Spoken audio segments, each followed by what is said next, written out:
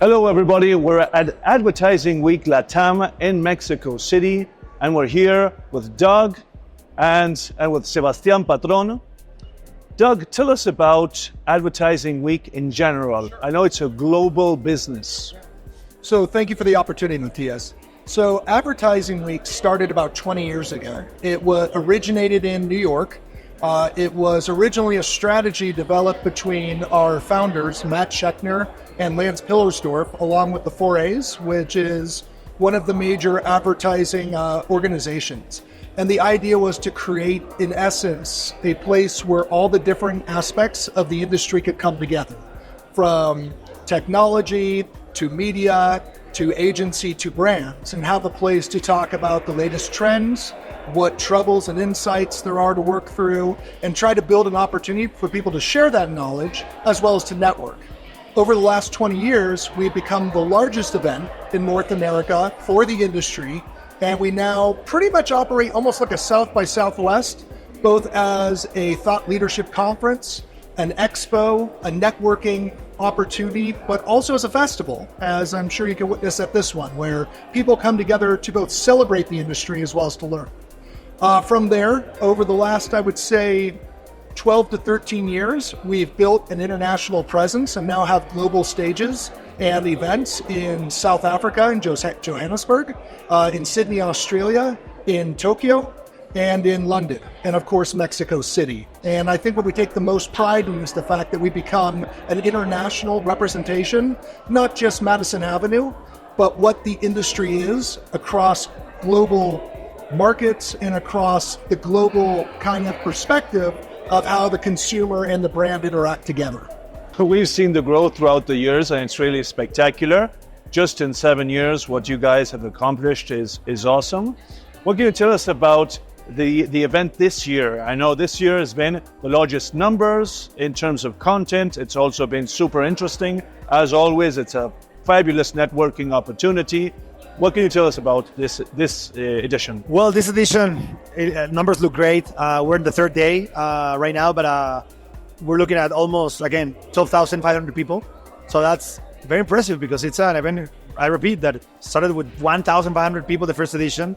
All the Mexican marketing events are around that number of attendees. So I don't even know how we got there, just hard work. The event is what it is right now. The edition, we haven't had the surveys for feedback yet, but people still stop us and tell us the quality is still growing, is still present. A lot of speakers. Important to say, this is not just a digital, marketing event. We talk about out-of-home regulation, TV, streaming, artificial intelligence, influencers marketing. We bring actors that are jumping into the influencer marketing or influencer content piece, right? So it's the whole industry that gets together here every year, and we couldn't be more happy about it. Doug, you look like an ambitious guy. I think you're going to grow this further. What are the future plans for Advertising Week Latam? Well, I think along with ambition right now is optimism. We see an opportunity with the Latin American market, but also the Hispanic audience, both regionally and globally, becoming a powerhouse, both in terms of being tastemakers, cultural agents for the world, as well as mass consumers, right?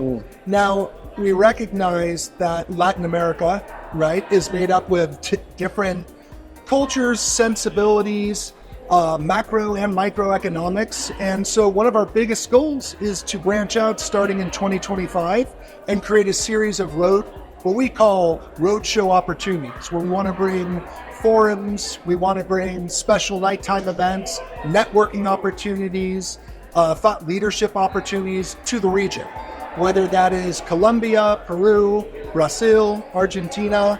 This is our goal. But we also want to take the Latin American community global. And one of the things that I think has been interesting that Seb has been spearheading is the idea of bringing our Latin American delegations to Cannes, bringing them to New York, possibly we talked about even Miami. And so part of what I think, our mutual ambition and opportunity is how do we bring everything that is amazing about this market, about the culture, about the innovation in business that's happening. How do we get that out to the world?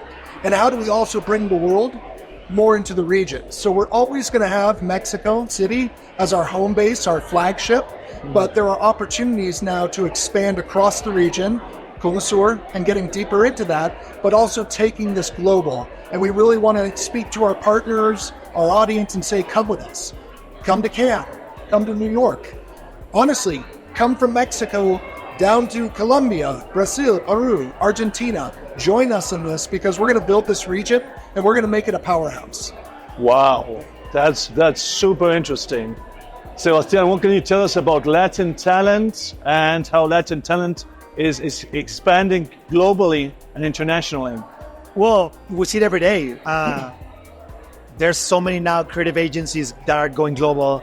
You see, it's been some debate even in the Cannes Festival of Creativity space where there's been years that other countries are showing up more than maybe others, right?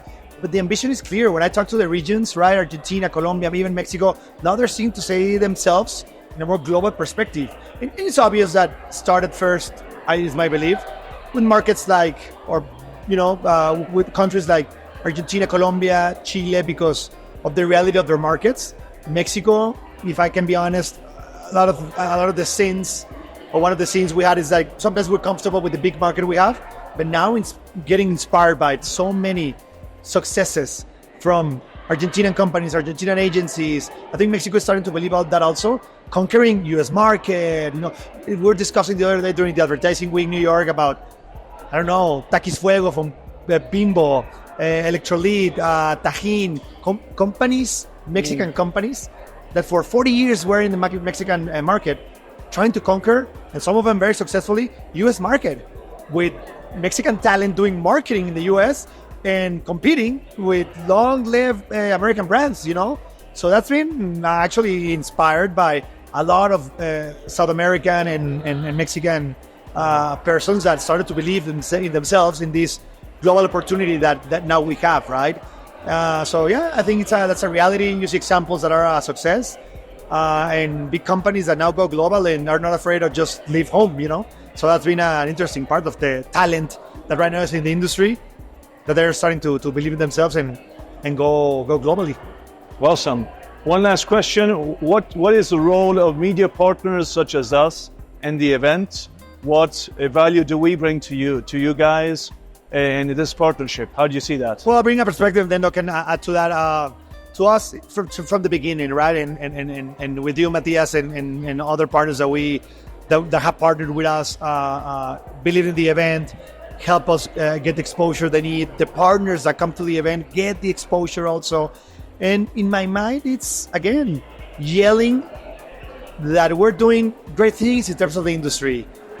Getting the CEOs, the owner of big companies in the region to believe in the industry, to invest in the industry so that it gets more professional and gets more good work done, and that helps everybody. It helps I'll use this analogy, the big cake for everybody, right? Everybody later can, argue for the slices of the cake, but this kind of movement or events help the cake get bigger and that it tastes better, so that everybody benefits from it.